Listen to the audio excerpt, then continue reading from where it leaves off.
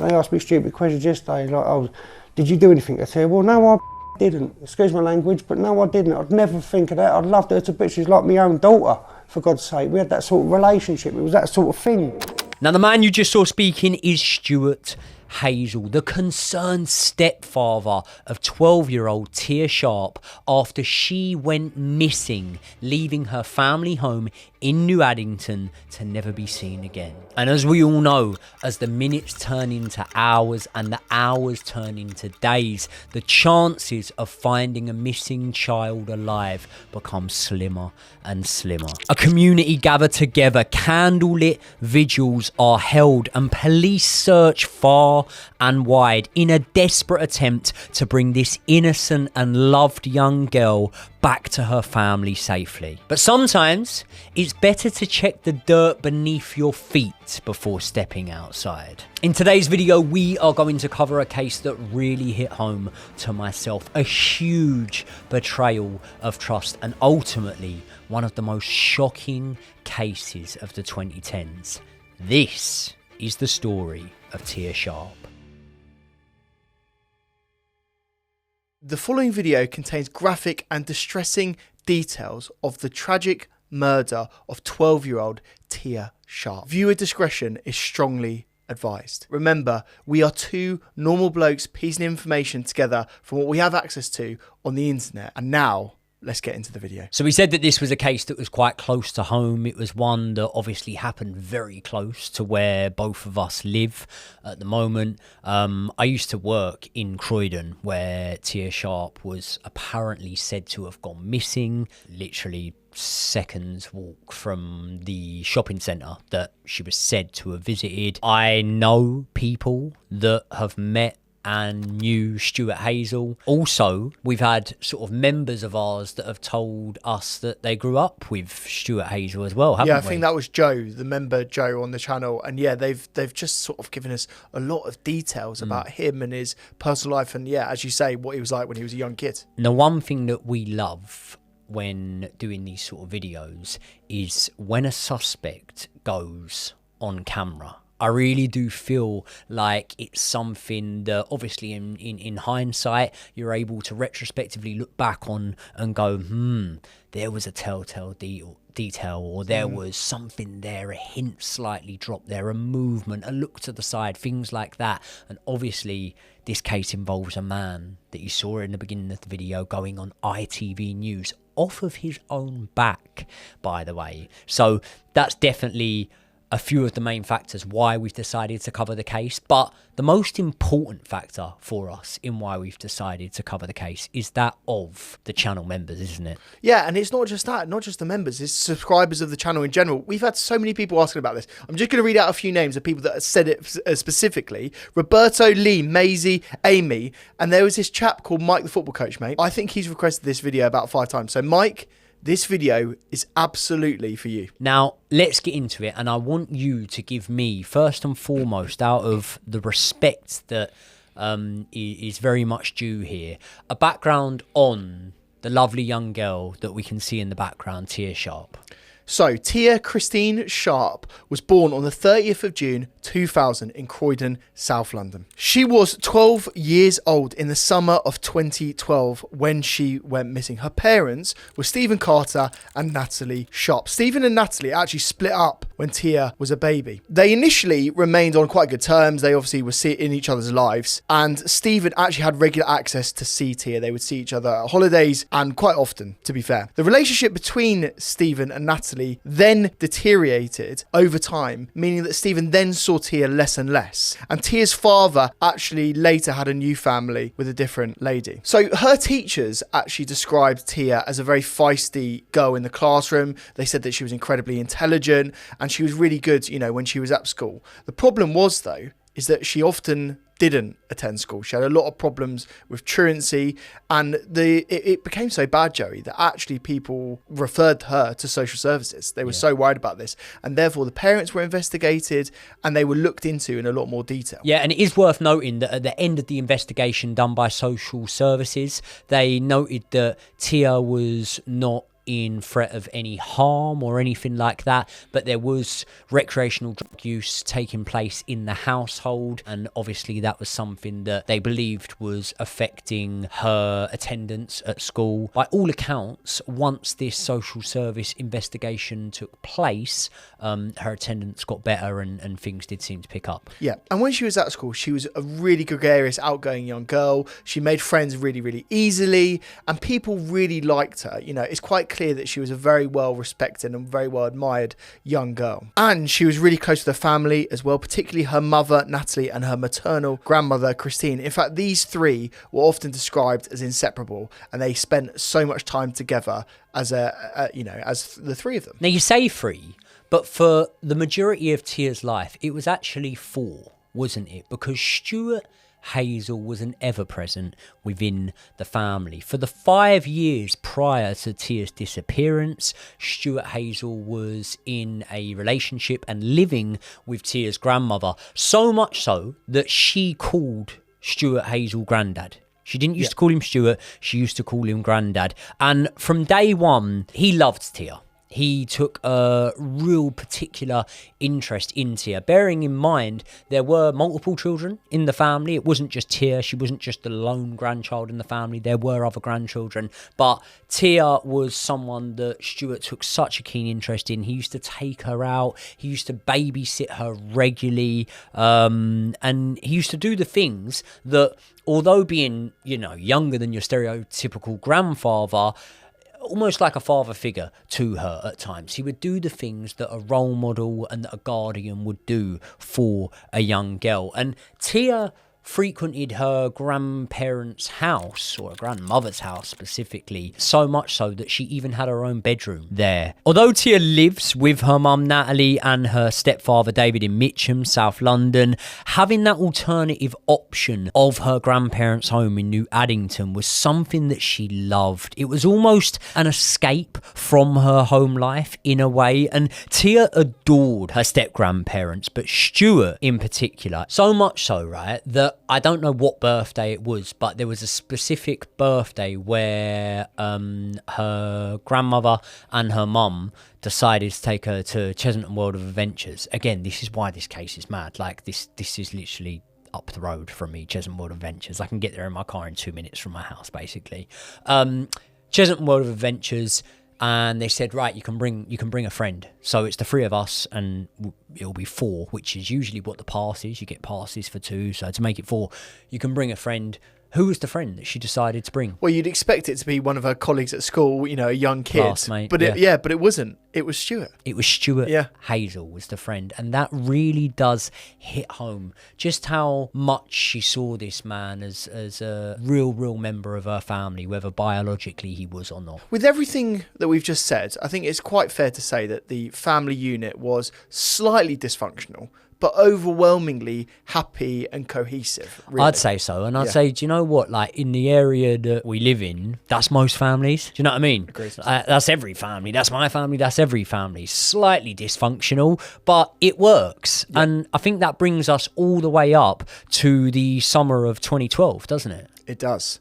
So now let me go through the timeline from August 2012. The date is Thursday, the 2nd of August. Tia Sharp intended to spend the weekend at her maternal grandmother's house in New Addington, South London. At 4:50 on that day, Tia was met by her grandmother's partner, and that is Stuart Hazell, after she got off a tram. That is captured by CCTV footage, and then they go shopping together in New Addington. Just after 6 p.m, Tia and Stuart head back to Christine's house. Christine isn't there because she is on a night shift, and so it is just those two alone in the house. Later that evening, Christine calls the house while she was working and spoke to Stuart, who told her that everything was absolutely fine and that the two of them were playing PlayStation together. Tia obviously loved video games, and so that was a completely normal experience. Worth noting noting as well, by the way, that she actually heard Tia in the background. Tia shouted out and said, I'm playing the PlayStation, Nan, as well. So Tia very much still alive at that point. And at 12:42 a.m, Tia sent a message to a friend. So then we get to the next day. It's Friday the 3rd of August 2012. Christine returns home from her night shift. She found Stuart was alone in the house. Stuart told Christine that Tia had left that home around midday to go shopping, and apparently that was to find a new pair of shoes in Croydon. The shopping centre was about 5 miles away. Now, some viewers might be thinking, well, hold on, letting a 12-year-old travel 5 miles across London, and that's a little bit strange.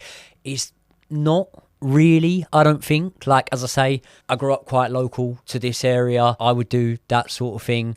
But there was something strange here. There was something very strange, in my opinion, and that was the fact that Tia had left her phone at home. Yet Stuart had obviously told her grandmother, Christine, that Tia was going to meet a friend as well, to go to actually the Whitgift Centre in Croydon. So she was going to meet this friend, yet she's left her phone at home. Yeah. So I know in 2012, I would have been older than Tia, obviously, but even when I was younger, you took your phone with you. Yeah. You might sometimes say, oh, we'll meet down the park at this time or something like that. But obviously, when I was Tia's age, phone technology weren't as advanced. You know, we were using either Nokias or just about Sony Ericssons, things like that. Whereas Tia would have probably had a BlackBerry, maybe even an iPhone, something like that. So for it to be left at home is quite concerning. And even more concerning is when the clock hits 6 p.m. and Christine has still not heard or seen anything from Tia, neither has Stuart, and that's when she contacts Tia's mother, doesn't she? And at that point, what's quite clear after Christine had contacted Natalie is that Natalie hadn't heard anything of Tia, and that's where she really starts to get very, very concerned, and that's where the whole family get involved. So you've got Christine, Natalie and Stuart now driving around all of the local area, Croydon, New Addington, all around there trying to find Tia.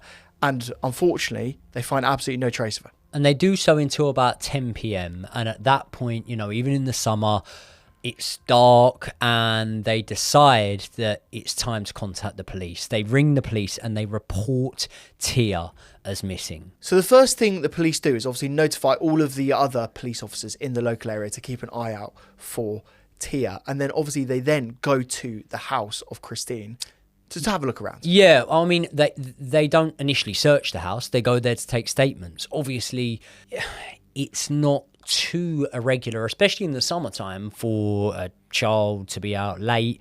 As I say, Tia would have been probably just starting high school when I was around that age. There would have been various times when maybe I hadn't got home in time, maybe my phone battery had died, things like that. So it's obviously massively concerning for the police, but it's not like a major, you know, countrywide story by that point. And what they do need to know is the story of the events, what's happened. And obviously Stuart Hazell's at the centre of that because he is the last person to have seen Tia. He tells Tia exactly the same as he's told the family, that she went to the Whitgift Centre to buy flip-flops. She went there via bus, and that obviously gives police a lot of leads, doesn't it? Because then that means that they're able to trace CCTV. If Tia got the bus there, they're able to look at the CCTV, being that it was 2012 and that was available to them. They're able to check probably hundreds of CCTV cameras in and around the Croydon area, definitely in the Whitgift Centre, and they're also able to speak with family and friends of Tia's, bearing in mind that the story was that Tia was going to meet a friend to go shopping as well. Yeah, and look, let's be honest, mate, there's a clear path of which Tia would have taken to go to the shopping centre. So it's actually easier than you'd expect to piece together CCTV information. The thing is there was no blueprint. There was no traceable information about it. They couldn't find any information on the CCTV. Yeah, but that's the thing. There was no blueprint because Tia's phone was left at home. Now, obviously, Stuart Hazell said, I told her to put her phone on charge so she had enough battery. But Tia's obviously left home without her phone. 2012, I know it's, 13 years ago now, but even by that point, kids are glued to their phone, man. Like, yeah. Social media apps are coming in. Facebook Messenger, we know, was used in this case when they tried to contact Tia. So very, very unlikely that a kid would leave their phone at home. But benefit of the doubt. And then it goes overnight. And that's when you really, really start to worry. And that's when they appeal on TV for anyone who has seen or anyone who holds information on Tia's whereabouts. And as another day or so goes past, Stuart, obviously being the last person to see Tia, the last person to spend a sustained amount of time with Tia, becomes centerfold, I would say, with the national press, doesn't he? And so much so that he voluntarily invites camera crew into the home to conduct an interview. Do you know who actually did the interview? I do. It's a channel fan favourite, I would say.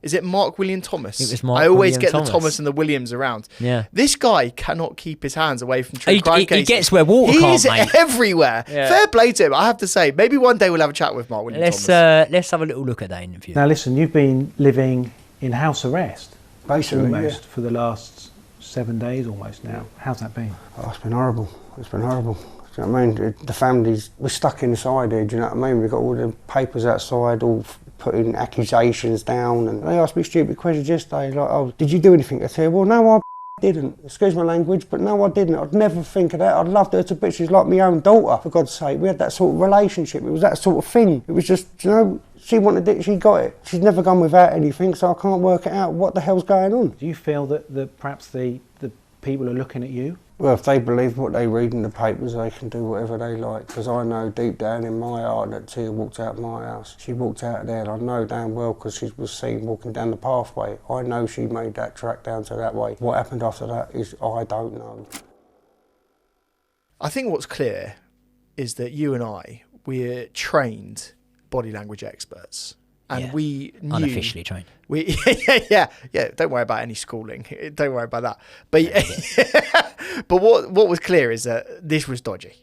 There was something weird about this. He was dodgy. Yeah, but there was something weird about this interview. And I'll just You have say, to right, on one of our last videos, someone commented underneath saying, I love the podcast, but it's laughable that Joey believes that he remembers thinking Ian Huntley did it. Yeah, I remember that one. When Joey would have been 7 years old, right? Now, you know a lot about my upbringing, Josh. I do. Would I or would I have sins. not? Would I or would I have not sat and watched that interview You at 7 years old? absolutely would. Mate, I liked true crime stuff even at 7 years You old. did. I was obsessed with these things. I was very old for my age. Let us know in the comments if that's weird. Yeah. By this point, 2012, I'm out working. As I say, mate, I'm working in that area a lot of the time. I was doing washing machine deliveries and fridge freezer deliveries and furniture deliveries and stuff like that. So much of the time we were delivering to Croydon, New Addington, places like that. So obviously I took a particular interest in it and I watched the interview, and straight away upon watching that interview,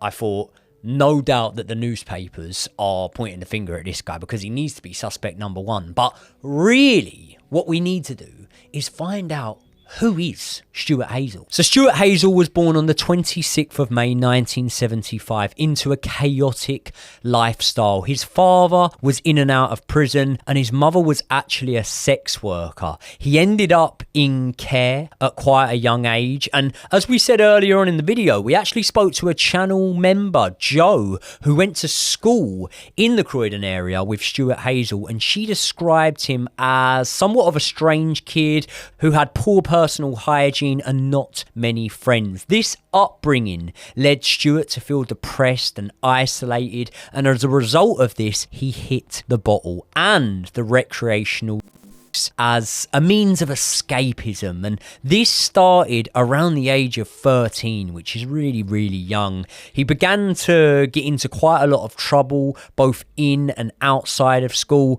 and didn't really have any guidance or role models to help him get away from this path. And it was around this time that Stuart started to feel depressed and suffer with his own mental health. He actually started to self-harm, but as well as harming himself, he would also cause harm to others. And this stretched back further than Tia's birth even. In fact, by the time of the interview that we saw earlier, Hazell had over 30 convictions to his name, starting from just the age of 14. Amongst many others, his convictions included racially aggravated common assault in 2002.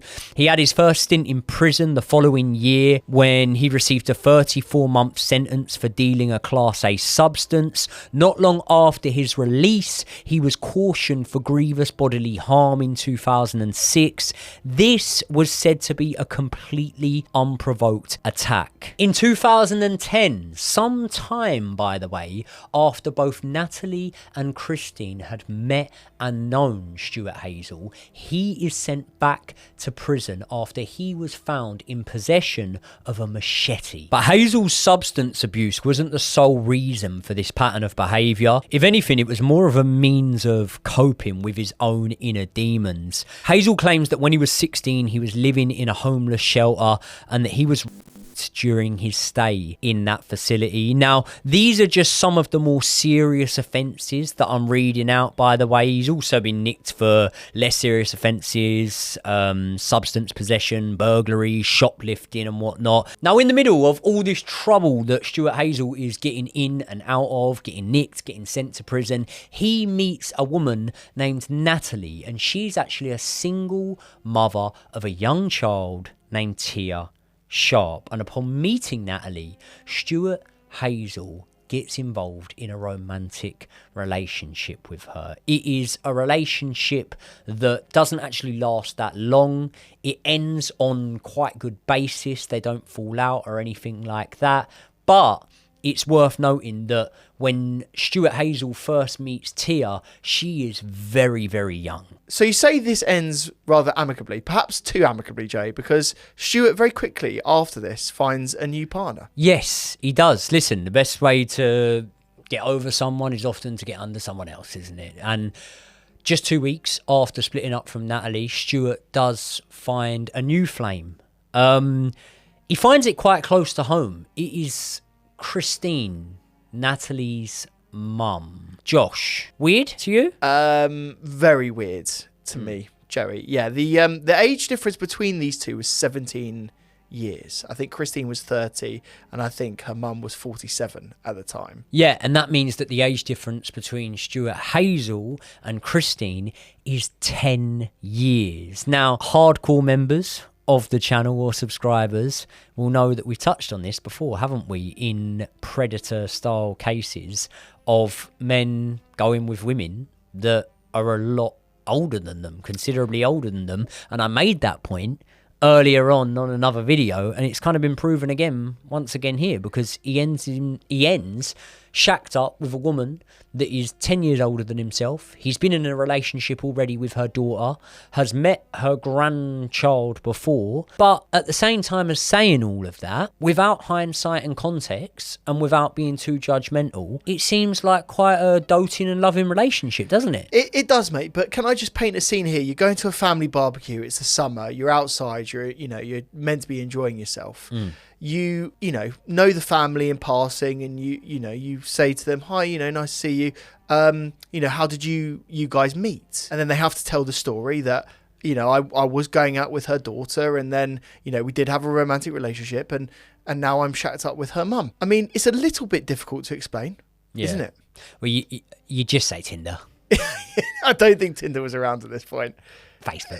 yeah, you wouldn't tell the truth. You know what I mean? But also, you're a more truthful person than I am. If I was asked, I'd just say just online, mate. But also, Natalie knows. And also, you remember we said at the start of the episode that Natalie, Tia, and the grandmother, Christine, all have a really close bond. How can you reconcile that? How do you get around the fact that I've had a romantic relationship with someone and then now you're shacking up with them? I completely understand what you're saying, and I think that the viewers will all agree with you. And I'm not saying that I disagree with you, but what works in mysterious ways? Don't say love. Love does work in mysterious ways. That. Love does work in mysterious ways, whether you like it or not. Do you know what I mean? Like, it is what it is. Do you know what I mean? Yeah. had he have not gone on to be a monster, and had they have grown old together and lived a happy life, who would we be to judge them? Fair, yeah, fair. And to be fair, they did actually have quite a long relationship after this, didn't they? Didn't they stay together for about, what, 5 and a half years? Yeah, five and a half years it was that they were together. So, yeah, for the most part, because Tia would have been very, very young when even Stuart got with her grandmother, let alone a little, romantic fling with her mum, she would have only really known Stuart in the context of being her granddad, and that's why she referred to him as that. But before we get into that, let me just tell you very quickly about Heights. Heights is the sponsor of this episode, and we really appreciate them working with us. If you want to support the channel, check out Heights. Basically, what they do is they offer 2 key products that I use. One is the probiotic. The probiotic is something that I used extensively because of stomach issues that I used to have. I used to get real problems when I had pizza, which I absolutely loved. I almost thought I would give up pizza, which is a huge problem and a really gutting thing to even think about. But the probiotic I take every day now, and I found that has massively improved my stomach issues. And they also do a daily multivitamin, which I also take, which helps cognition, making sure that you don't feel fatigued. It's been an absolute lifesaver for me. So if you want to up your health game in 2025, make sure you check out Heights. There'll be a link in the description. Now let's get right back into the video. So let me just take you back to the police interrogation and investigation into Stuart Hazell. Obviously, what we need to understand is his version of events. It's quite clear that he was the last person to see Tia, or one of the last people to see her. And so what we need to understand very quickly is, what did he say and where Tia is, because that can really help the police in their investigation. So this is what he said. He claimed that Tia had left the house at around midday on Friday the 3rd of August 2012. He went into amazing detail and intense detail about her playing on her Game Boy, what he was doing that day, what she had for breakfast, what chores he was then getting up to, how much money he then gave her as she was leaving the house, but really didn't give too many details away in terms of what actually was going on with Tia in and around the time in which she left. We've seen this in true crime cases before, and it does seem like we're nitpicking in a way. And maybe those of you who watch police interviews might think, well, yeah, of course he's going into detail, because he's trying to give the police every ounce of his memory as he can, and he's trying to be as helpful as he can possibly be. But there'll be others that have watched plenty of true crime cases. They will have watched, Ian Huntley's media interview where he goes into detail about, my dog had run off and she'd come back quite a mess, so I'd had to wash her down on the doors. Non-relevant, mate. No one fucking cares. No one cares if Tia was playing her Game Boy, and no one cares if Ian Huntley was washing his dog. Get to the point. And that is something that killers and people that are trying to hide something often have a tendency to do, isn't it? Yeah, it absolutely is. And to be fair, his screwing and winding statements weren't really the only thing that threw police off, was it? I think there were also other people involved in here. And what is clear is that Stuart Hazell said that he saw Tia leaving that day, saw her walking down the pathway. But he also said that his neighbour did. So his neighbour is called Paul Meehan, and he also said, and he actually said this to the police as well, Joey, that he had seen Tia leave the property at around 12:15. So again, corroborating the story of Stuart Hazell, saying that she'd left around midday, and he actually knew in such detail, Joey, that he actually was able to describe what she was wearing, what she looked like, all of the detail that would basically say to the police officers, yeah, this information is credible. Like, he knows a quite intense level of information, and therefore that's kind of fair. So what happens at this point is that the police go off on a huge rabbit hole to try and find all of the CCTV evidence that we've described earlier on in this episode. They go through and have to comb thousands of videos and spend so much time on police officers to be able to ascertain what was actually going on. But really, did she ever even leave the house? Well, that's the thing. There was that only the single solid sighting, and that was by Meehan, the next door neighbour, right? Describes what she was wearing. We know that's what she was wearing because obviously the clothing is not in the house, and we'll get on to how we know that.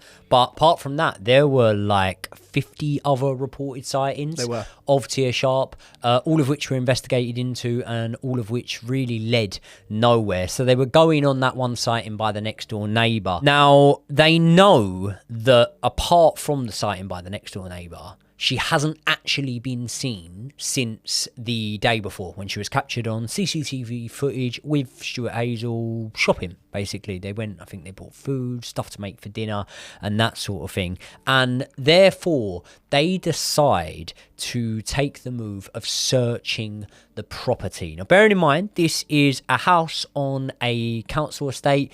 I don't know this for a fact, but I believe it was probably a 3-bedroom if I think about what, most houses around that council estate. I've literally, as I say, I've done deliveries to that council estate that they were on. It's probably a 3-bedroom. It's not a large property to be able to search. So they searched it, trained police officers. Now, it came to no prevail. And do you know how many more times they actually searched that house after that first initial search? It was several searches, and if you want to, I can go through all of the searches and what they found as well. Yes, hit me with So it. the first search was, I think search is a very loose term. That was what we described the night of the Friday, where the police go down there, they chat to Stuart Hazell as they always would, like they clear all of the people that last saw Tia, and it really isn't too much of a sort of a thorough search. They go into the house, they see that her phone is still there, and that's kind of it. Like, there isn't really any more forensic detail than that. Apart from that, the clothing that Stuart said she was wearing on the day, that wasn't in her drawers. Bearing in mind she had a bedroom there, she didn't have many clothes there, but that clothing was gone. So that would suggest that she did dress in exactly what he described her in, and therefore left the house wearing that. And then that was backed up by Meehan, the next door neighbour, who had seen her walk out and described what she was wearing. Yeah. So again, this is where we start going down like the dead ends of the search, and you can see how much police time is wasted at this point because they're getting false information. Okay. So then we go on to the second search, which is actually on Sunday, the 5th of August. And this is described, I think, we have to always be careful of this because this is described by police, right? And as you'll see in this, there might be some element that we're questioning how good the police's searches actually were. But the police say this was a more thorough search, but not an extensive search of the property. And apparently this was done by a specialist team. And the level of specialism of this team, Jerry, I think is questionable, to be honest with you. Yeah, beyond questionable, if I'm being completely honest. This is the search with the sniffer dogs, isn't it? It is. The sniffer dogs, sorry, I say dogs, plural, it was a sniffer dog. And the dog gets to the upstairs, he looks up, and the canine barks towards the loft. So what did the police do? They obviously just went straight up there. They had a good old search. No, they didn't, Jerry. They literally just left. So the dog has actually signified that there's something there, and they basically just turned around. Well, can I tell you their reason for leaving and not going up there? Was there a reason? What is the possible reason? There was a reason. Come. The dog was too big. No, I'm not joking. That was what they said. That's what they said. They said the dog that they took was too big for them to be able to get the dog up there. From my point of view, why the fuck did you not go up there? Why did you not go up there? The dog's barked up there. Why have you not gone up there? We're 2 searches in, guys, right? The police are there in the local area. They're in the house. They're literally there. And they haven't searched yet. I think incompetence is really the word here. So then we get on to the third search of the property. Now, the third search is conducted on Wednesday, the 8th of August. And this is done because the police have combed through at this point all of the CCTV evidence. And they've refuted that Tia was not on the trams, the buses, at the shopping centre or any of the locations that the police thought that she was. There's no CCTV footprint of her. Like, no matter what pathway she has taken, this is a built-up area of South London. If Tia had walked left, right, backwards, forwards, at some point, she would have been caught on CCTV. And they have now gone through all of it, and there is no CCTV of her whatsoever. So there are now blood and cadaver dogs there. They searched the house for 30 minutes. And again, they actually bark. They mark things. They said that there's something there. But yet, still, the police don't actually investigate it. They don't actually find anything. So it's just super odd, mate, that we're seeing all of these dogs actually being the best detectives that were actually there in the building. They're saying that something's wrong, and they still can't find anything. Well, to give them a slight bit of credit, they do actually go up into the loft on this search, don't they? They do. And Stuart Hazell actually helps them He helps them up to the loft, Yeah. gives them a chair so they're able to get up there. And I believe there's been sort of varied reports on this, but I believe that Stuart went up there with them. Now, again, I always liken this to the case with Ian Huntley because of the similarities of them going on camera. But Ian Huntley was very active in the search and investigation for Holly and Jessica. And at the time, many thought that it was because he was trying to be helpful. And in context, you look and you think that maybe it's control. Maybe it's a way to lead them away from the bodies. Yep. And when the police go up there with Stuart Hazell, who knows? I'm just theorising here. I don't know, right? But who knows? Maybe he might have stood in front of where the body is. Maybe he might have positioned this chair in front of where the body is. But regardless of what happened, they leave the loft and nothing is found in the loft. Exactly that. And this wasn't the only time that Hazell had been spoken to or searched or questioned. In fact, there were several times since Tia went missing on Friday the 3rd, all the way up to Wednesday the 8th, where he was constantly in touch with the police, right? But what I would say, Joey, is after the 3rd search, something spooked Hazell. Something made him change his perspective and change his sort of behaviour.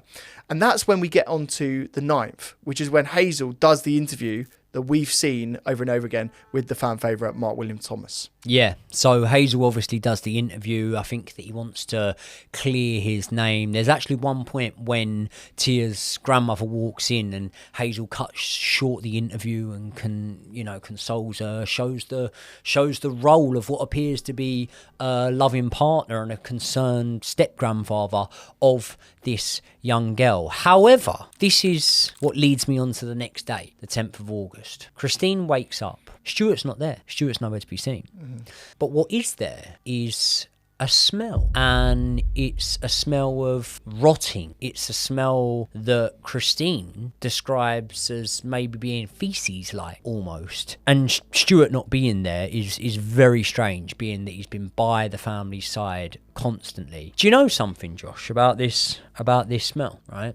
And about this situation here? You would imagine that on the 10th of August, when Christine wakes up, that's the first time she smells this. She notices that Stuart's not there and whatnot. It's not.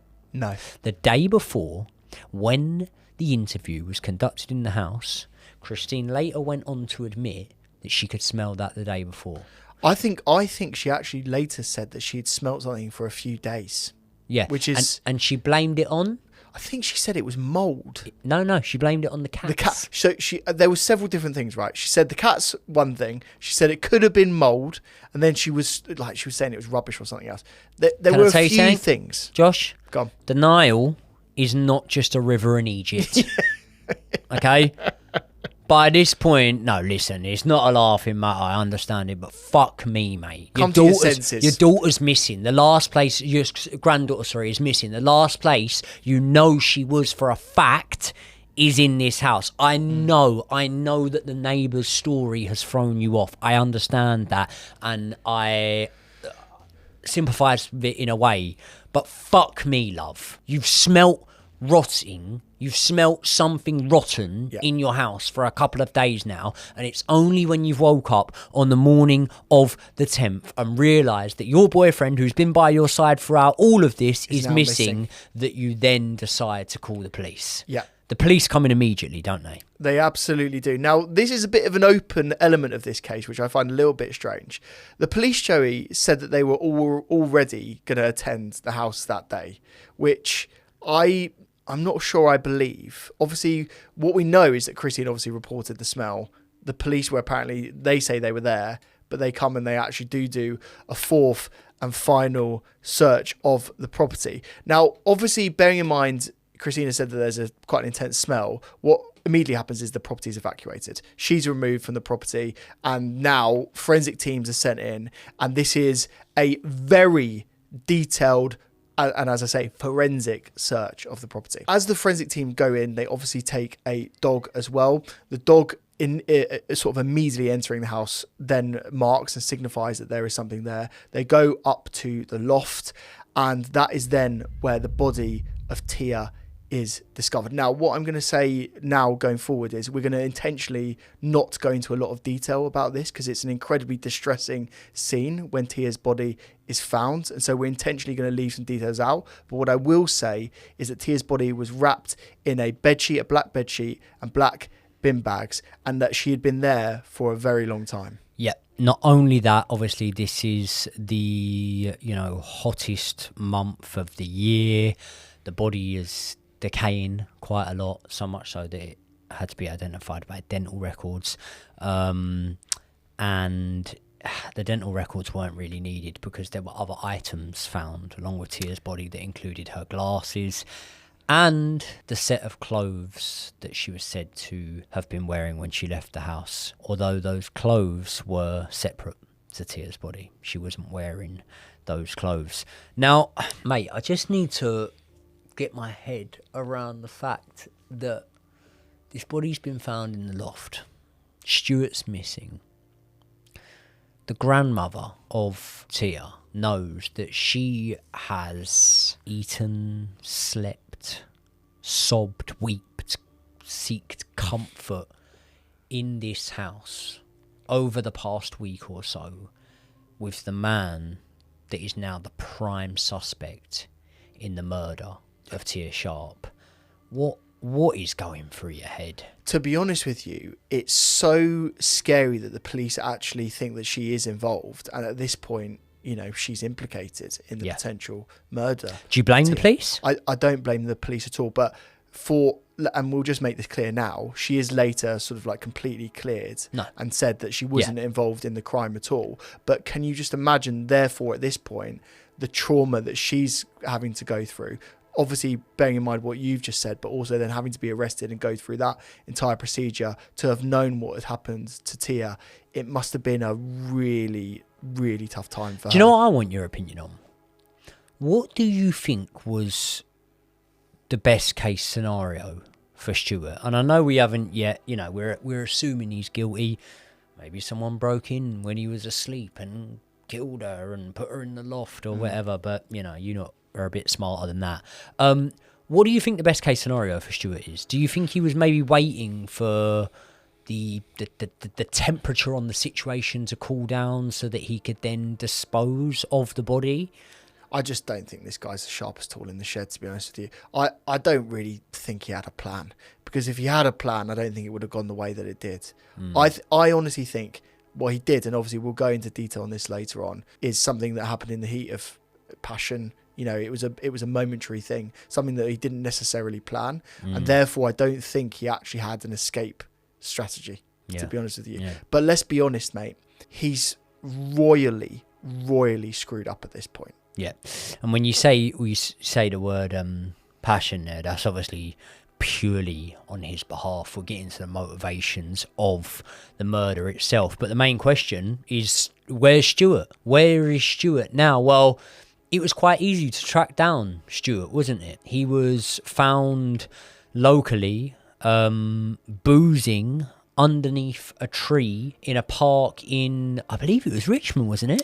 It wasn't actually. It was in Morden. It's Canning Hill Lane that was discovered. I've run through that park before. I've been there, and he wasn't really disguising himself very well. He was found pretty soon after the report went out by the police. He was a well-known guy. Obviously, he was all over the media and all over the TV. He was out handing out flyers. Yeah. He was out handing out flyers. So he was still out trying to play the role of this doting grandfather who's grieving, or step-grandfather or whatever. Can I just say, the scariest point of this is, you'll see some footage of this. He was actually in a corner shop buying vodka. He actually bumps into an 11-year-old girl who actually wishes him well in his search to find Tia. Obviously, this is before she knows everything comes out. And her parents actually were ones that reported that to the police. Right. Can you just say, like, we're talking about close shaves, like, bad things have happened in these circumstances where you're a fugitive. Like, bloody hell, I'd be terrified if I was that 11-year-old girl's parents. Do you know what I mean? And when he is nicked by the old Bill, a mob quickly sort of descends. They're hurling abuse at him. I think some people even throwing stuff at the meat wagon that turns up to take him away. It's Yeah, it's a scene of anger because I think that the penny has dropped for everyone exactly what has gone on here and who is responsible. But the police need confirmation of this. So why don't you take me through what happens once Stuart Hazell is arrested? Right, so this is a really hard part because there was an intense amount of evidence. There was so much that actually implicated Stuart Hazell in this crime. Police actually searched the house that they'd searched many, many times. This time they actually found that there were some SD cards hidden in door frames. They actually contained images and video of Tia both before and after she passed away. And look, we're not going to go into detail here, but there were some images there that were clearly sexual in nature. And again, without going into a lot of detail, there was also physical evidence in the property that proved there was a sexual element to the crime. As a result, Hazell's computer was seized. And again, it's quite clear that this guy was his search history was incredibly problematic. Without going into detail here, the police had clear evidence against him at this point. So Hazell was sent to trial on the 7th of May 2013 at the Old Bailey. He initially pleaded not guilty. And so what that meant is that there were 4 days in the court where the prosecution had to go through all of the information, all of the evidence. Tia's family and friends all had to see the evidence that I've just described in court. And you can imagine how absolutely traumatic that would have been. After that 4th day, Hazell actually cracks and he changed his plea initially from not guilty to guilty. So on May the 14th, 2013, Stuart Hazell was sentenced to life imprisonment by Justice Nicole, who set the minimum term to be 38 years in prison. So what this means is that Hazell cannot get out before the age of that he is of 75, and that means that he won't be even eligible for parole until that point. So he's in prison for a very long time. Now, Joey, what I was the most disgusted about this and this judgment, obviously the judges can only act within the law of the land, but he said that he wasn't able to impart the full life judgment on him to make sure that he would never get out of prison, because the murder itself he couldn't prove was sexually motivated or premeditated. How on earth have you come to that conclusion when they found the SD card with not only the graphic images, the pictures that he had taken of Tia both before and after her tragic murder, and the, you know, things I don't even want to go into, but positions and things that Stuart Hazell had propped her up in. Not only that, there was a backlog. There was a backlog of secret videos where he had filmed Tia rubbing lotion into her legs, filmed her sleeping, and then sort of moved the camera up so you could see his shadow. And not only that, right, when you come to the motivation for it, they also found on Stuart's phone that in the days after Tia had gone missing, he was visiting websites where he was viewing indecent images of children, and he was specifically searching himself for incestuous videos between fathers and daughters, grandfathers and granddaughters, things like that. It's so directly linked that I do not know how on earth the judge came to that conclusion. One thing we didn't touch on there is Stuart's cover story before he changed his plea of what he said had actually happened, and that was that he said that it was an accident. Tia had fallen down the stairs, and conveniently, at that moment she falls down the stairs, he passes out due to a mixture of alcohol and substances that he had been sort of cocktailed with on the night. It's just a complete load of bollocks, isn't it? Again, he's not the sharpest tool in the shed. And so, again, this story is just laughable, to be honest with you. It's so easily see-through, and the solicitor should be ashamed that he's even spoken about that in court. And you know what the thing is as well? You say he changed his appeal, right? He changed his plea.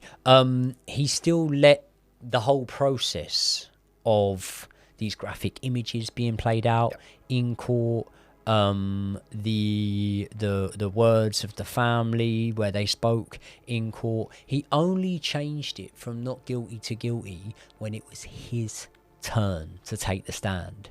And that just shows what a coward this man is.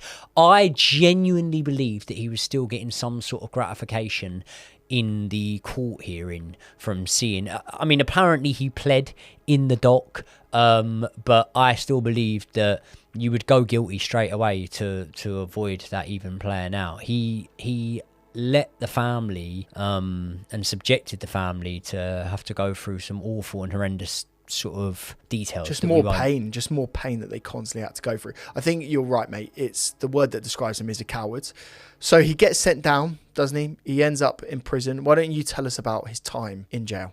Yeah, well, you told me that Stuart isn't the sharpest tool in the box, and tool is a word that reminds me of a story I did hear about Stuart Hazell in jail. Now, you would imagine a man like Stuart Hazell would have a target on his head, wouldn't you? You'd imagine that straight away, as soon as he's gone into jail, he's going to get done. And hopefully he still does. But the only real significant update I have on Stuart Hazell is actually him attacking another inmate. He attacked this inmate because this inmate apparently claims he's innocent of his crime. He's been in there for 20 odd years, and Stuart Hazell didn't like that fact and attacked him, and he stabbed him in the face. This inmate is Omar Bengwa, a man who obviously enraged Stuart Hazell in the moment because he was claiming he was innocent of his crime, and a man that I believe, as well as I think yourself, Josh, 100%, is innocent of his crime. And if you want to know more about that man, Omar Bengwa, we did an episode specifically on him and the murder that we believe he was framed for by the UK police, and that's linked in the description to this video. But yeah, Stuart, obviously, time added on to his sentence for stabbing Omar Bengwa, and apart from that, not really much is known about Stuart Hazell's time behind bars since then. But there have been a couple of sort of developments from the family of Tia Sharp. In March 2016, the mother of Tia, Natalie, was found guilty of a racially aggravated assault over a parking space in a South London Lidl. She apparently felt a woman had nicked her parking space, so she jumped out of the car and attacked the woman whilst hurling racial insults at her. Now, at this time, not only did Natalie jump out of the car, who sat in the car, Josh? Was it Christine? It was Christine with two other children. And apparently Christine was also hurling racial insults at this woman. Now, I say apparently, this was then proven in court, and both were charged for this event. Witnesses testified to it. Eventually, Natalie Sharp admitted it. The victim claims that Tia's grandmother was actually laughing and cackling as this happened, which, again, look, these are grief-stricken parents, so I'm not going to make too much judgment on it, but I do think it's relevant to the case. We're speaking about the aftermath of what had happened, and this incident is something that hasn't really been covered before. So I think it's relevant to the case. Natalie was charged with 12 months of community service for this offence, and nothing happened with Christine about it. But that's pretty much... That's all we really know. All we've got to this current day, isn't it? Yeah, that's all we really know from now on. Yeah, so I think what we'll do is we'll just sort of end this with sending our condolences to Tia's family and friends. This was, doing the research on this was a truly heartbreaking case full of trauma and pain. And so we send our condolences and our regards to all of them. But just quickly, I need 2 seconds of your time to tell you about our channel memberships. We now have over 100 of you guys that are a hardcore following of the channel. You've become members, and what that does is it gives you early access to all of our videos, up to 48 hours before they go online to the general public and to the subscribers. The members get them first. Not only that, once a week you get a members only exclusive live stream where we interact with you guys, we answer your questions, and we speak about the cases. And every single week we exclusively to the members drop the news of what is coming next, what video you are going to be seeing next week. So if that sounds like a bit of you, you can hit the link in the description and become a member of the channel. If not, please just make sure you are subscribed and that you are hitting like on the videos. So that's today's episode done and dusted, guys. I hope that we did it justice. I hope that as Josh said at the beginning of the episode, you can understand that the whole point of this podcast is we're two regular blokes, and we want you to be a fly on the wall of a conversation that we would have in a pub, in a restaurant, something like that. We don't claim to be criminologists or whatever they're called. Criminologists. I can't even say the word, so there you go. Yeah. But we just like to cover these cases, and it's something that interests us. But we want to know what interests you. We want your suggestions. Today's video came off the back of multiple suggestions, so believe me, we will get round to doing all of them. We've got huge plans ahead for the channel. Let us know your thoughts in the comment section below. If you're not already, please subscribe to the channel. Hit a like on this video. It massively helps us out, and it helps us be able to create more of the same content to bring to you guys. We will see you all in the next one.